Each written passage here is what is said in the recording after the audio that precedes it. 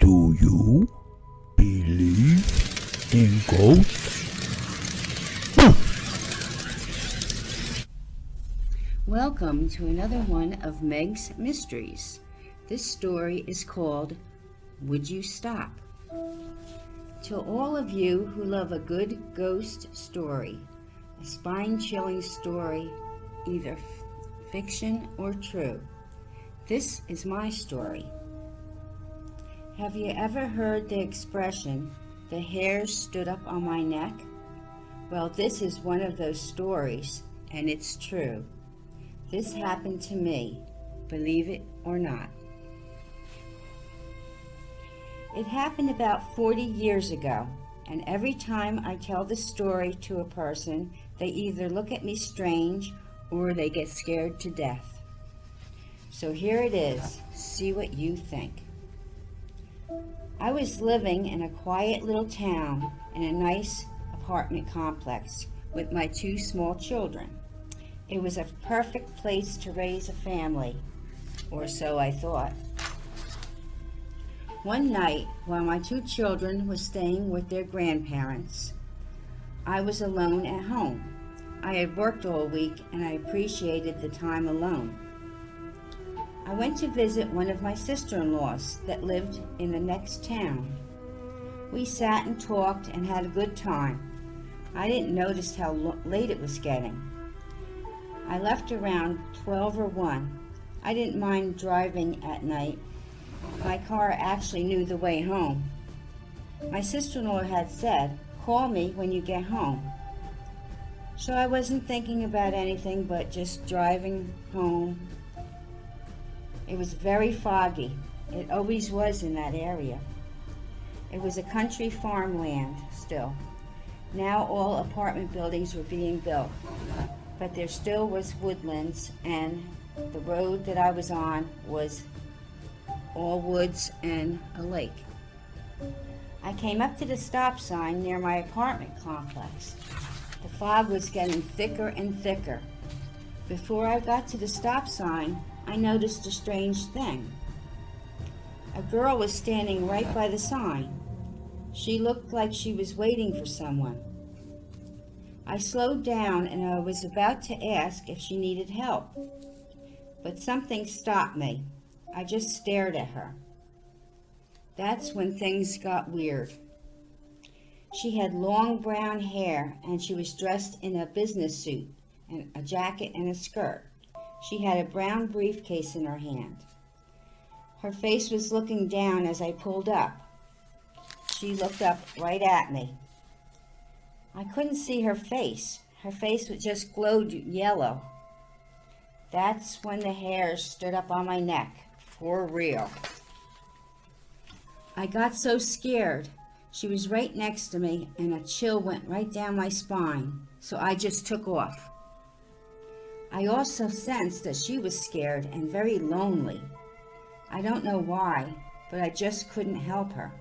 I just took off and I didn't look back. When I got home, I called my sister-in-law and told her what happened. She asked me to repeat it again. I described the girl and it was very fresh in my mind. Then she told me about what she just read in the newspaper that week. I don't read the paper, so I didn't hear anything about it and what she was about to tell me.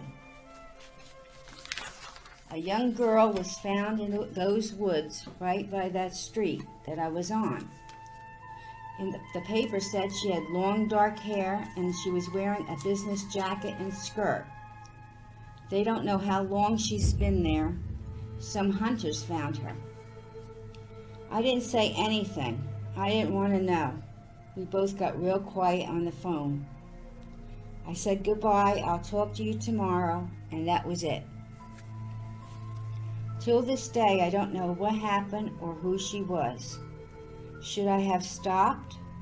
Could I have helped her, or did she want me to join her? 40 years later, I never forgot what I saw, especially when it's foggy out. I could have done some research and looked up what had happened to her or who took her young life. but I just couldn't. I thought that area was nice, a nice safe place to live, but that just shows you never know. I still think of her, what her life would have been if someone had not taken it from her and just dumped her in those cold woods, all alone, looking for someone to stop. Is she still there? Would you stop?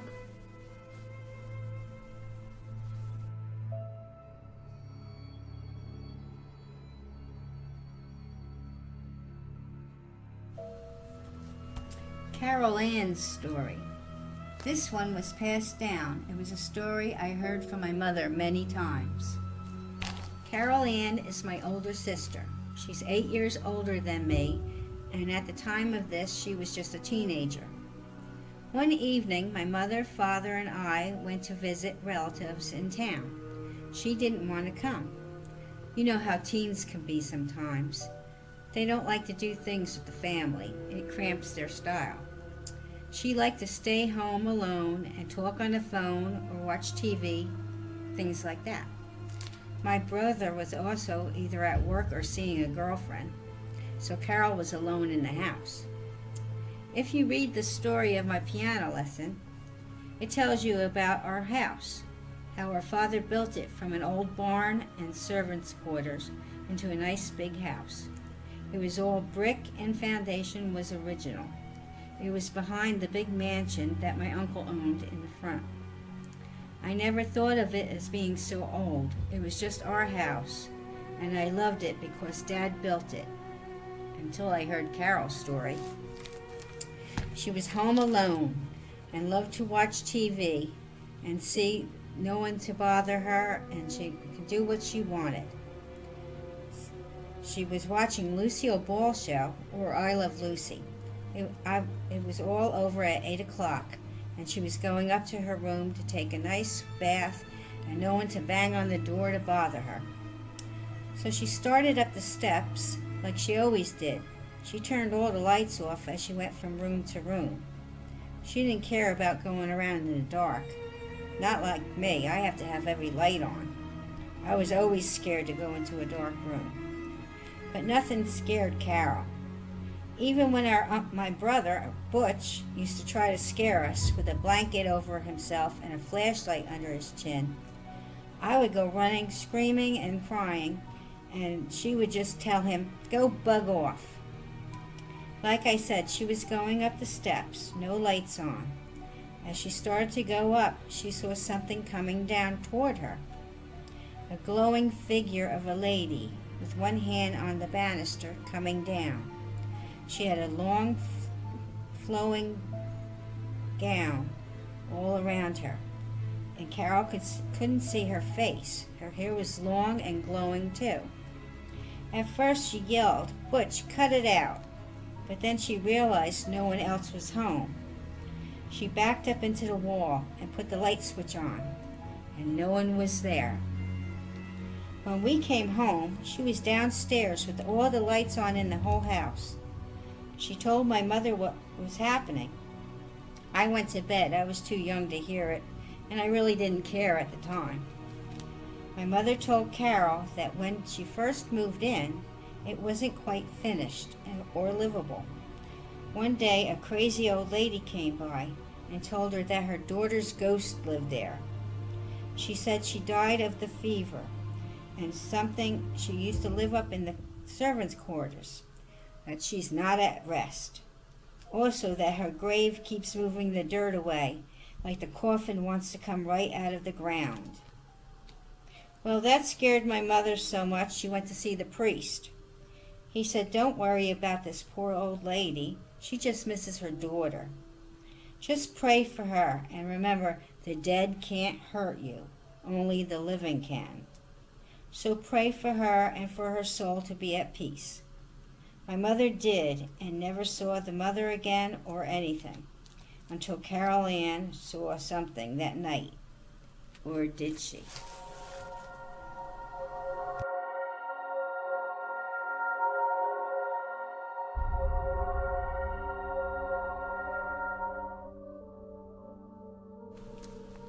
The piano lesson.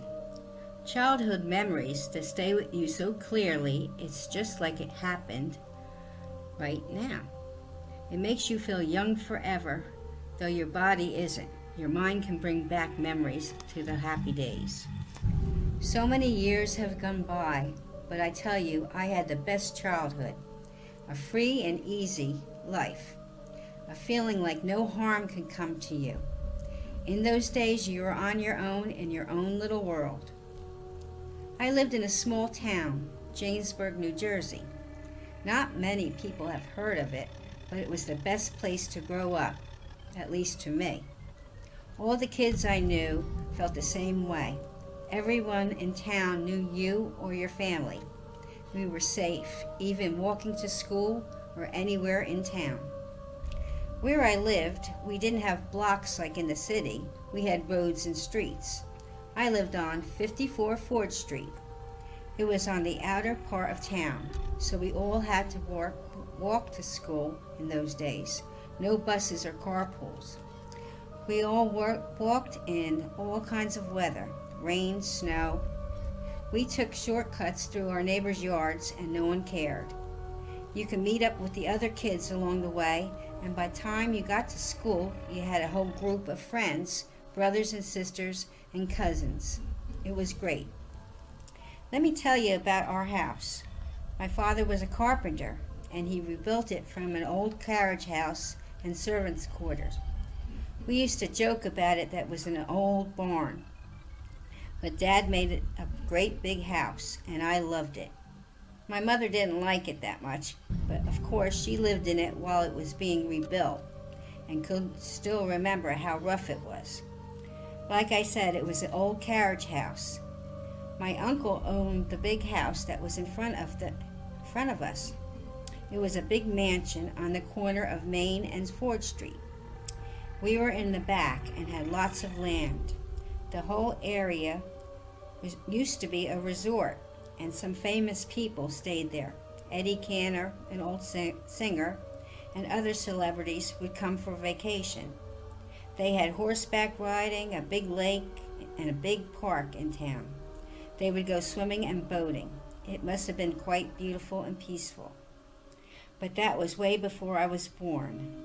But it's still a little quiet town. We had the best of the best. We had land all around us. Dad had a large garden. We had chickens and ducks and sheep, and we even had a goat named Jenny. In the summer, I played outside with my friends from the time I woke up to the time I was called in at night. Of course, I had to go into dinner, but right after that, I was right back outside, and I never wanted to come in. I guess you could call me a tomboy. I loved to climb the trees and play in the brook, catch tadpoles and lizard.